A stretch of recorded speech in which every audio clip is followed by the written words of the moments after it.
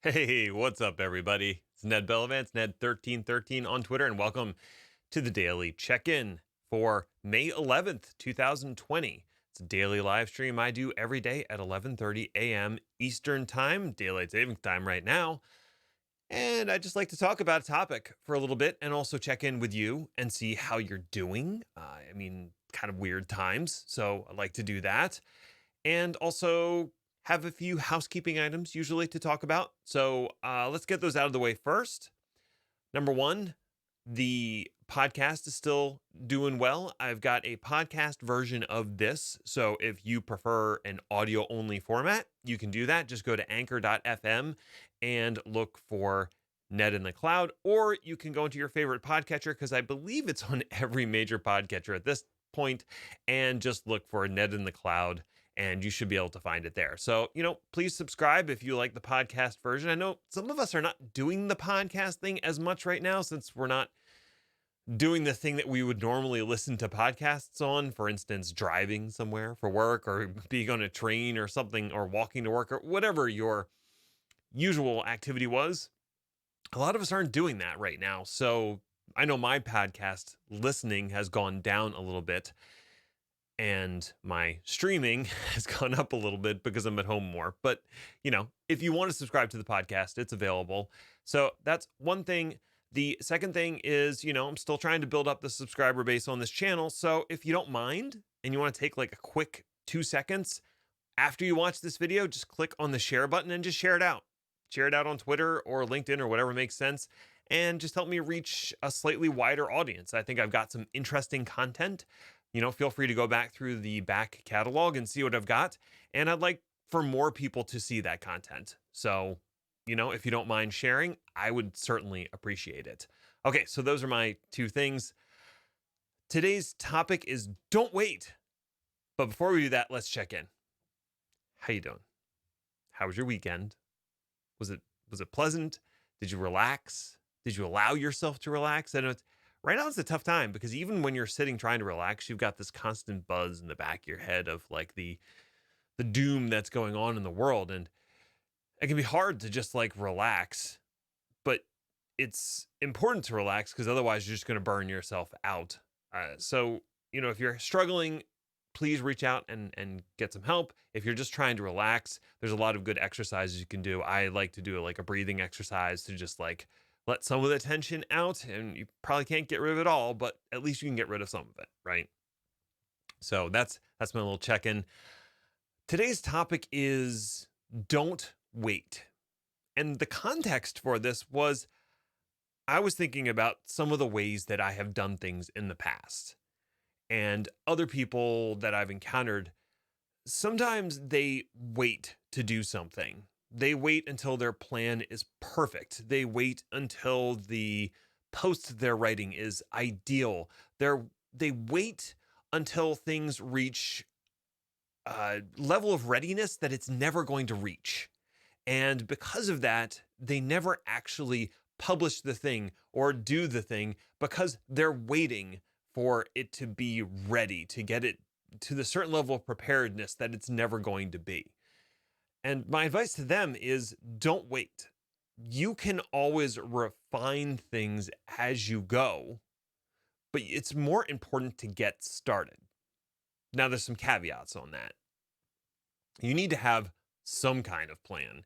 You can't just completely shoot off from the hip. You do need some level of planning. And that's kind of where the balance is how much planning do you need to put into a project to just get it started versus how much planning is too much that you never get started because it feels too overwhelming or you just get stuck in planning mode.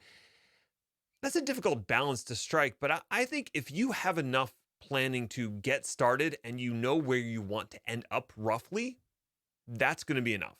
So have a plan and have a goal in mind. It doesn't have to be super refined.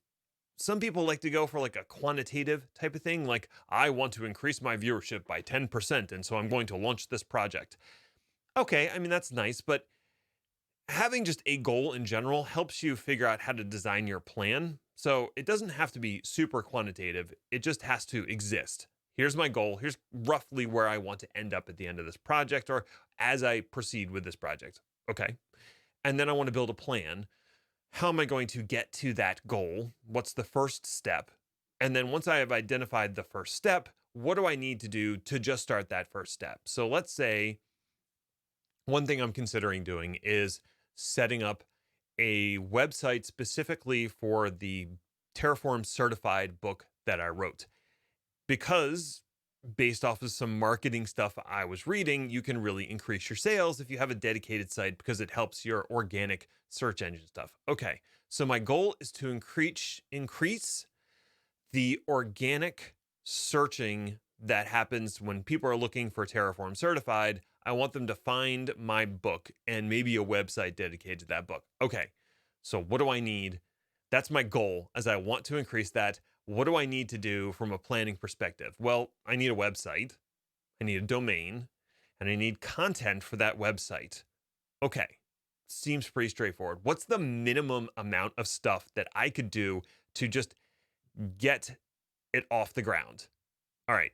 I know I need a domain. So I need to go buy a domain. No problem. I'll go buy a domain. That's easy. What's the second thing? I need a website. Well, the easiest way to throw up a website is to either host it out of an S3 bucket because you can just, put up a static HTML site and use the domain, though that's going to require some maintenance at some point. So maybe actually the easiest thing to do is just use the domain with something like Squarespace or another hosting provider that has getting started templates where I can just throw up an introduction page real quick and then build the rest of the site as I go. Okay, and then what do I want that introduction page to do? I want it to go to the LeanPub site where you can buy the book. Okay, boom, boom, boom. And that's it. Get started. I have outlined a plan for myself that requires very little setup. Have I figured out everything that's going to go into that plan? No, not even close, right? I have figured out that I want to have a website and that I want to host it somewhere. And once I do that, I want to be able to refine and improve that website iteratively without adding a bunch of admin burden. Okay, so I can start with that basic website goal, or not even goal, step, and then as I proceed through the project, inevitably end up at my goal, which was to increase organic search traffic. Awesome. Okay. Now, once you get started on something and you've decided not to wait, you got to manage your expectations. I would not expect launching this site to draw 1,000 visitors a month the first month. I wouldn't expect it to maybe I temper my expectations and hope for 100 visitors in the first month and then maybe 150 the next month. I'm being realistic. I'm not going to put up a website and suddenly have 200,000 visitors hitting it every day. That's ridiculous, right? So you do need to manage your expectations once you've decided to launch something. You also have to be prepared to fail. Now that I've put this thing out there and I'm really hoping it's going to achieve my goal, my first version of it may fall flat on its face. No one goes to the website, no one cares about it. Okay. I can learn from that. I can figure out why no one's seeing it. What could I do differently? But the other thing, and I hear this a lot, is, we learn from our failures, but failures still hurt.